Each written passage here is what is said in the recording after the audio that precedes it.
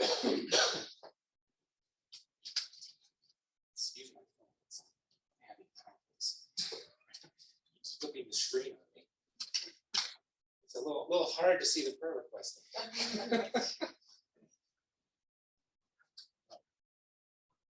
So, I was not prepared to teach today, but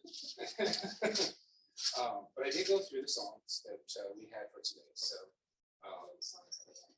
yeah, it was 24 through 29, if I'm not mistaken. And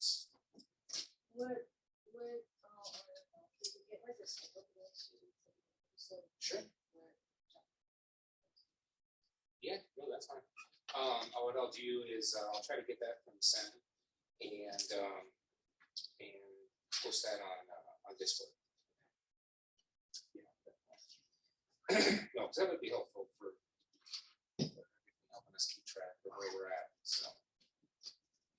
So first, before we dive in here, for any of those songs, did anybody have a blessing from that, or something that just really struck them that they want to share?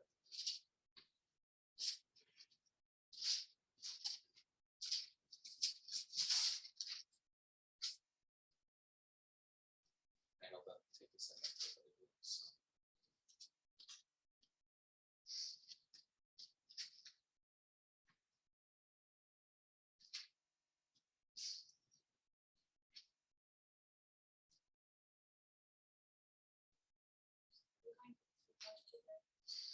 24 to yeah. Well, I'll be honest.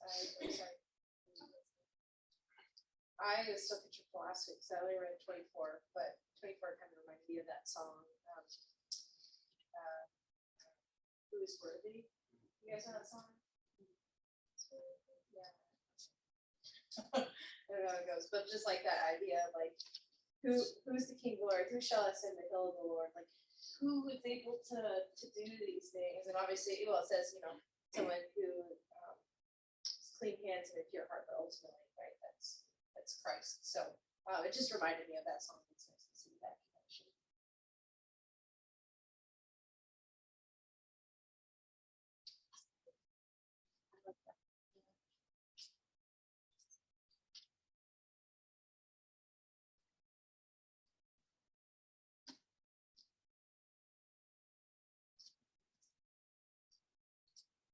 So I could say, just kind of a general thing for myself going through these, it's always encouraging when,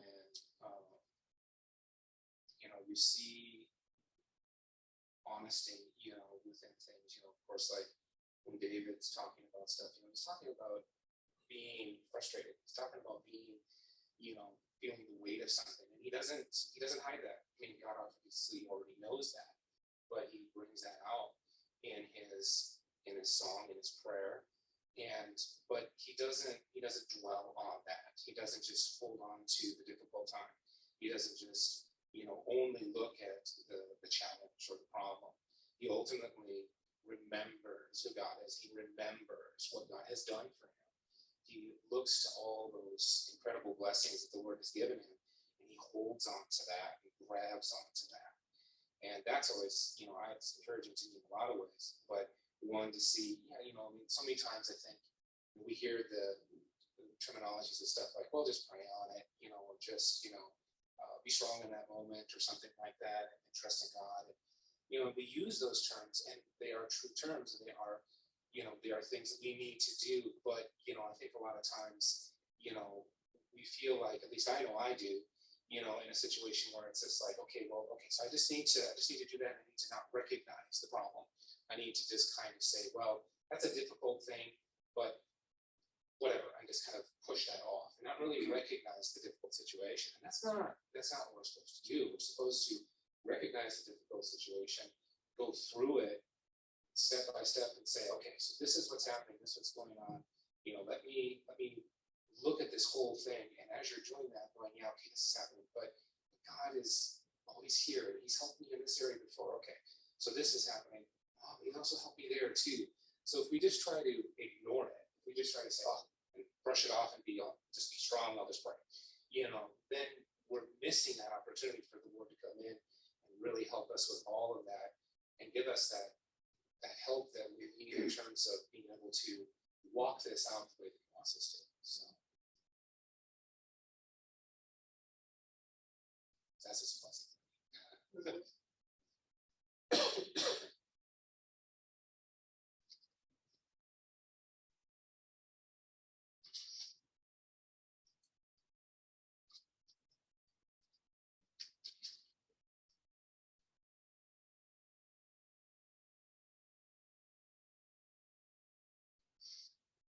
So I can't do Psalm 25 justice the way that Pastor Sen would in terms of, talking about that as that acrostic psalm. But I can give you what my teaching Bible gave me in regards to that. So, it's because I know he was more than likely going to, Pastor Sen is going to talk about that. I'm pretty sure. So I'm just gonna read you what mine says on it, and let's kind of go from there, and then we can just kind of continue. Okay, so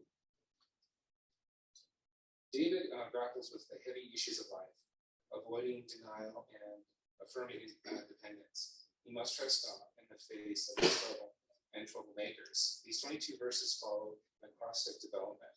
On a large scale, the psalm develops chiastically. Verses 1 through 7 and 16 through 22 are parallel sections of prayers for protection and or deliverance, while the core, verses 8 through 15, contains affirmations about God and about His dealings with believers. So like the first verses 1 through 7, you have prayers in times of trials. 8 through 15, prayers in periods of confidence. And then 16 through 22, petitions for help in trouble. So breaks it down and to all those different parts on there, which kind of goes into a little bit that was mentioned about, David not, and these Psalms not hiding from the trials and the problems, confronting them and going through them. So. I think that's a important thing to remember, like for the believer, just because sometimes it can be easy to put on that side of like, yeah, everything is fine, I'm good. Like, and sometimes you're like, no, I'm struggling with this, but I don't know, you want to be a good Christian and not like tell people you're struggling with something or whatever. But I mean, being the true church, like they help each other and they're like honest, saying, hey, I'm struggling with this, can you pray for me? Like not saying it's broadcast, through the whole church, but just like with your group saying, hey, I'm struggling with this, I need prayer, instead of just pretending that you're fine, that you're already confident. Because I think we all still need reminders every time we go through something. I know I certainly do. Like, okay, yes, God is with you. It's not something maybe that immediately comes to mind. So that's what I'm thinking.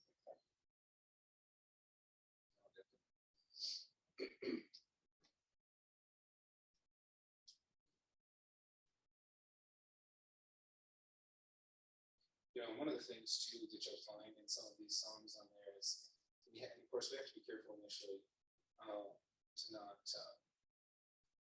make a judgment on it. Let's see here. Okay, yeah, like here, the 26th Psalm. David's talking there, and he says, "And I have trusted in the Lord without wavering." We can kind of look at that and kind of go, "Oh, that's a little arrogant." It's just like for him to say that, but he's not basing that in that situation on, let's see, how did he really, but he's not basing that in that situation on like I did this just all on my own without any, help from anybody. That's not what he means when he says that. He's saying, I trust in the Lord without wavering, but he was only able to do that because of God. and because of the strength that the Lord had given him. And you see that a lot then, and later on in like a psalm, all of a sudden you'll see the same where he's giving him credit. So it's easy initially when you'll see him, because I've done this a couple of times, right? Like, oh, that's rather arrogant, and it's just like, and then later on I'm like, oh, okay, so he's giving credit to God there. All right, that's good. Yeah. This is kind of like that could be a little, problematic there. So you'll see that sometimes in Psalms, and just be patient and look for the area in there where then he comes around and gives the credit to God, because it's there.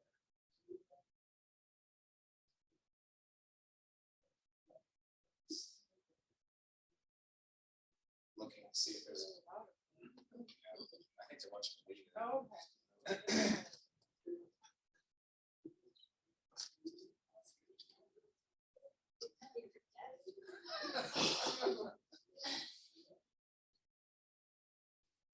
So this is a portion I'm just gonna I talked about it.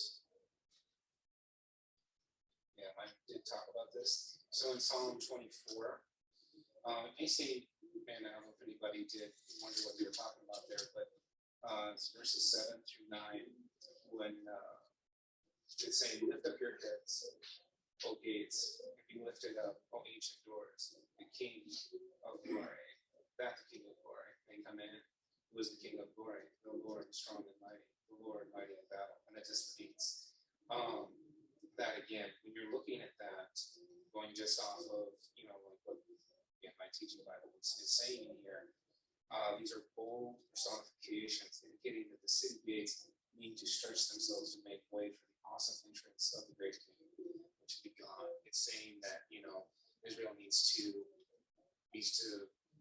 recognize the incredible God that they have, just how massive he is and how he cannot be contained there.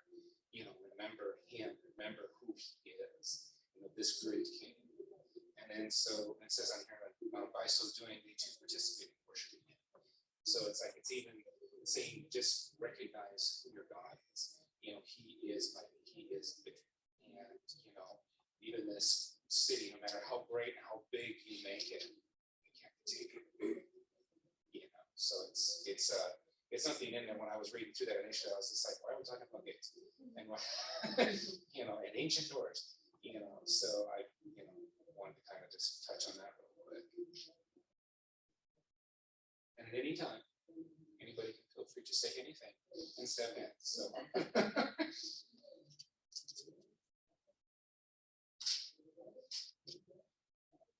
I always love Psalm 27 because the Lord is my light and my salvation. Who shall I fear? The Lord is the strength of my life, and who shall I be afraid?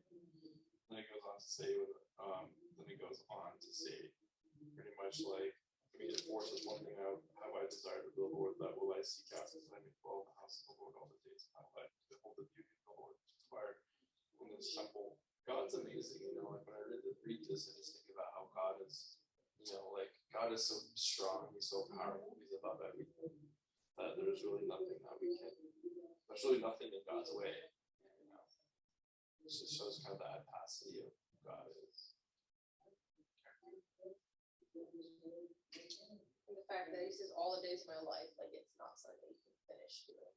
Yeah, exactly. Like it's continuing, it's bottomless, right? Knowledge of him, the beauty of him.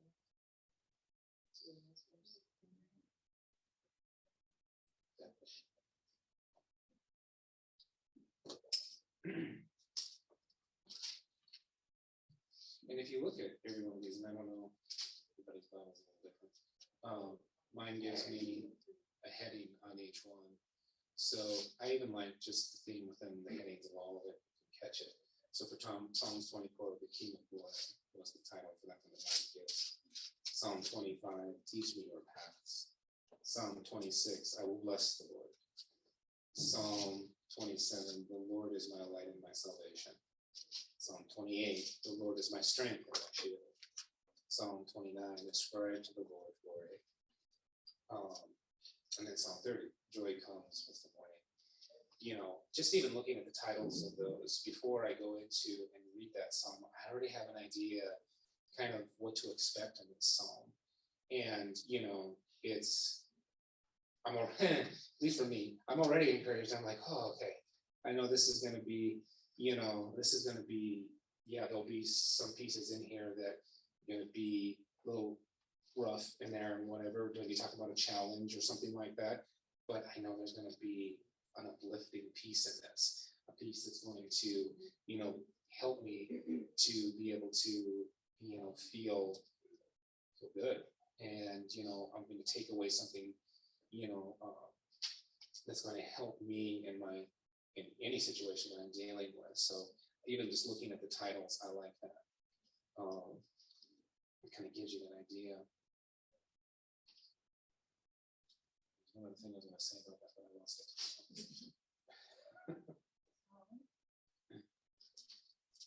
I didn't have to remember that, so you can't have that. You're too young.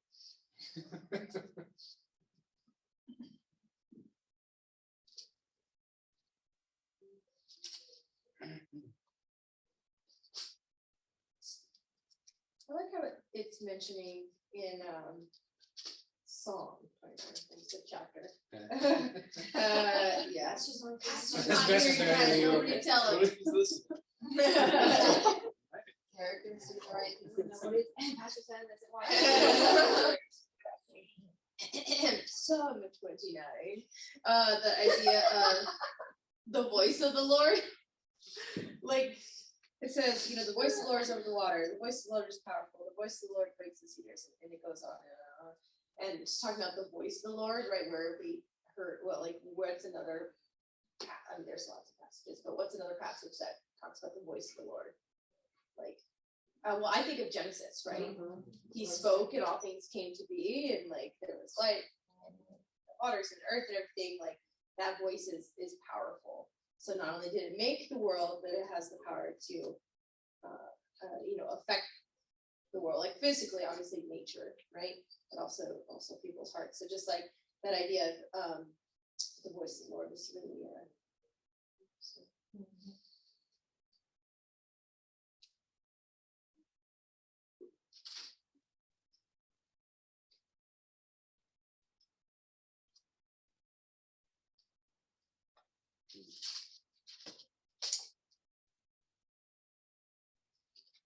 You know, something just kind of noticing here, going through the titles again on that I didn't notice before, kind of flashing through these. Again, I have to do a little bit of looking on this, but it's just kind of interesting seeing something develop there with that. So like first, looking at King of Glory, so Psalm 24. Recognizing Lord as the king. Recognize him as the king. Psalm 25. Teach me your path. You're going to the king and asking, okay, I recognize you're my king. Now teach me how to walk. Then you go to Psalm 26. I will bless the Lord. So I'm going to bless the Lord as I'm walking in that path. You know, as I'm doing these things. I don't know. Like I said, this is something I see. This is kind of interesting. The Lord is my light and salvation. Well, when you're on that path, you need to be able to see that path. You need to be able to have that light, to be able to see what you're doing, where you're going. And he is your light. Well as on that path, and you go to Psalm 28. He's my strength and my shield when I'm on that path that I'm walking. And then you go to Psalm 29. Every victory that I have on that path, I will ascribe to the Lord for it. Very interesting. And then Psalm 30, joy comes with the morning.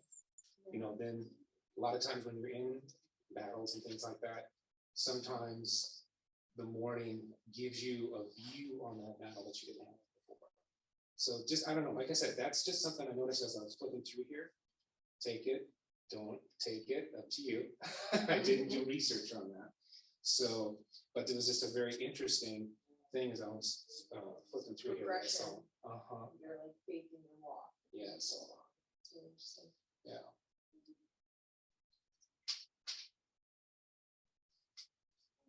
Was it to 29 or 30? I think it was 29. I thought it was 29, but it might have been 30. So what was that?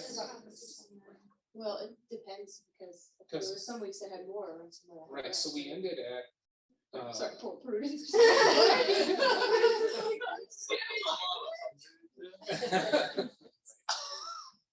I would love a chart to know like what messages. I will try really, really hard to each week get that and give it to you guys. Whiteboard and put it on the wall every Sunday. Oh, that would be Yeah, helpful. We yeah. just like to get a whiteboard. Something, yeah. You know, the whiteboard, we'll have to figure out what we can put it on. Oh, You know,